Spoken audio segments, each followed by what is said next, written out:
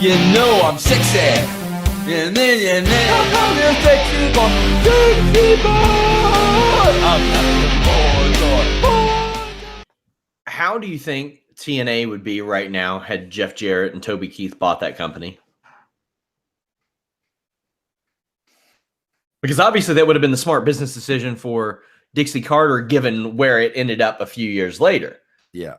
She sold it for pennies on the dollar. I think it would still be around. I mean, there's no doubt about that. Bro, I swear to God, I've met so many people in my life, and I am a big fan of making mistakes because that's how we better ourselves. That's why you make mistakes in life, so you don't make the same mistake again. Bro, she was the only person I've ever met in my life that never learned from one mistake. She would make mistake after mistake after mistake. Jeff wouldn't have made those mistakes. This one you'll get a kick out of. There was an interview that we covered of Stephanie McMahon's, and she said, to end the interview, she said, just like my father says, you can make mistakes, but never make the same mistake twice. This was 2 days after he announced the relaunch of the XFL.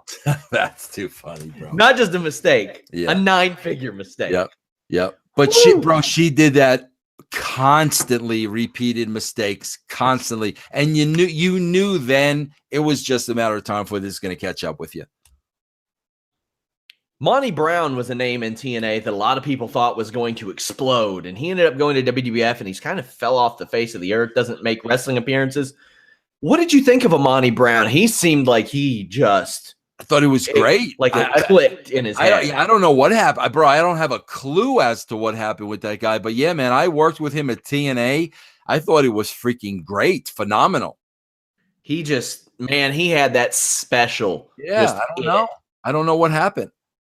A lot has been made about Jeff Jarrett, and it's something I kind of agreed with. When he books wrestling, I think it's very good. When he books himself, maybe that kind of overtook things.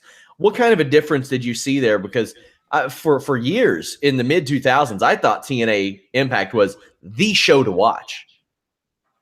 Well, I mean, but Sean, I'm just being honest with you.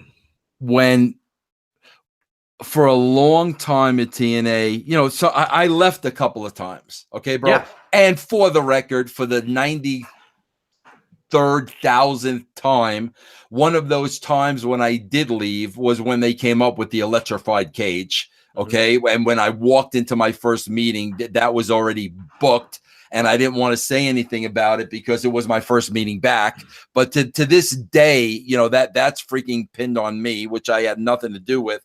But bro, it was the three of us for a long period of time. I mean, bro, I'm just being honest with you. I would lay out 90% of the show.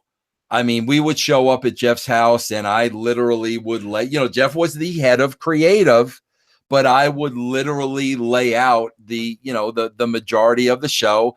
And then, we would tweak it and, change things here and there. But when you're talking about, really the meat and potato of those shows, I mean, I laid out the majority of it.